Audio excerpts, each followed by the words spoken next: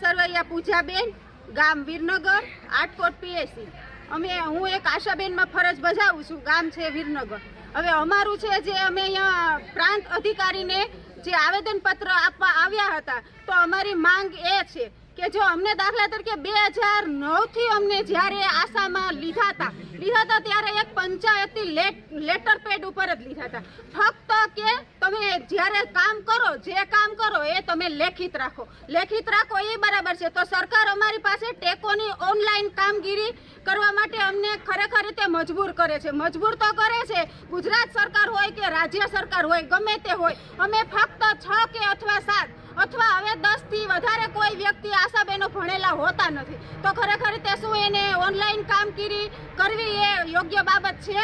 નથી આ યોગ્ય બાબત। તો ખરેખર રીતે ગુજરાત સરકારને કે અથવા રાજ્ય સરકારને આ ખરેખર રીતે આની ઉપર વિચાર કરવા જેવો યોગ્ય છે। અથવા FSW હોય કે અથવા MPW5 હોય, જો એમનો જ્યારે સ્ટાર્ટ પગાર છે તો કે 19,500, તો અમારો આશાબેનોનો અમે 2009 થી છીએ તો અમારો ફિક્સ પગાર તો કે 4500 રૂપિયા। એ પણ શરૂઆતમાં અમારો ફક્ત લેટર પેડ ઉપર જ પગાર નક્કી કરેલો હતો 500 રૂપિયામાં। તો 2009 થી શરૂઆત કરી અને અત્યારે 2025 નો સમય, 2009 થી નો સમય અને અત્યારે 2025 નો સમય, ખરેખર રીતે સરકારને એટલી તો ખબર ને કે અત્યારે કેવડી મોંઘવારી છે। તો અમને શું આશાબેનોને મોંઘવારી નહીં નડતી હોય? અમે ખરેખર રીતે અમારા વિસ્તારની અંદર અમારા આશાબેનો એટલી બધી તમતોડ મહેનત કરે છે કે જેમના વિસ્તારની અંદર ખરેખર રીતે જાગૃતિ ફેલાવે છે। તમે હરેકના ઘરે ઘરે જાઓ, અમારી આશાબેનોએ એટલું કીધું છે કે બધાયના ઘરે ઘરે જઈને આયુષ્માન કાર્ડ પણ બધાયના ઘરે જઈને બનાવી દીધા છે અને એમને સેન્ટરે બોલાવીને પણ એમની મદદ કરેલી છે। તો ખરેખર રીતે અમે કર્મના પાયાના ખરેખર રીતે અધિકારી છીએ, તો અમારામાં જાગૃતિ અમે ફેલાવીએ છીએ। તો સરકારને ખરેખર રીતે અમારા વિશે એવી વિચારધારણા કરવી પડે કે ખરેખર રીતે અમારો 20,000 ફિક્સ પગાર કરવો જ પડે એને। અમને જ્યારે પગારની વાત આવે ત્યારે સરકાર ખરેખર રીતે અમારી માથે ખાલી 25 પૈસા જ ફેંકે છે, તો અમને ખરેખર રીતે એના બાબત ધ્યાને લેવી જરૂરી છે। અમે એક પાયાના કર્મચારી છે, પાયો જાણે કે જેમ કેમ મકાન બનાવો છો, મકાનને કેમ બધી પાયાની જરૂર છે, એમ ખરેખર રીતે અમારી બધાને જરૂર છે।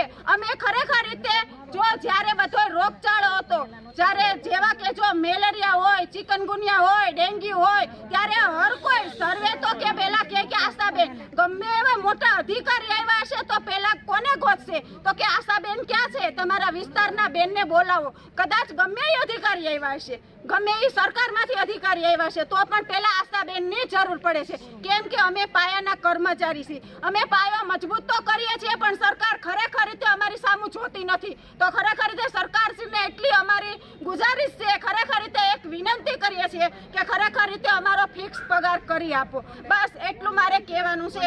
અમે ખરેખર રીતે કોરોનાની મહામારી હતી તો જીવના જોખમ ઉપર પણ કામ કર્યું છે, તો ત્યારે તો સરકારને એવું ન થયું કે ખરેખર રીતે આશા રાતથી જોયા વગર કામ કરે છે। તમારી માંગ પૂરી કરવામાં નહીં આવે તો શું કરશો? અને જો અમારી ખરેખર રીતે ગુજરાત સરકાર છે કે રાજ્ય સરકાર છે, અમારી માંગ પૂરી નહીં કરવામાં આવે તો ખરેખર રીતે અમે ઉગ્ર આંદોલન ઉપર ઉતરી આવશું। બધા બહેનો, અમે 40 ગામની બહેનો છીએ અને ખરેખર રીતે અમારું જો આશા બહેનો અમે ખરેખર રીતે જાગૃતિ ફેલાવતા હોઈએ તો ખરેખર રીતે અમારામાં એટલી શક્તિ છે કે અમે બધાને બંધ પણ કરાવી શકશું।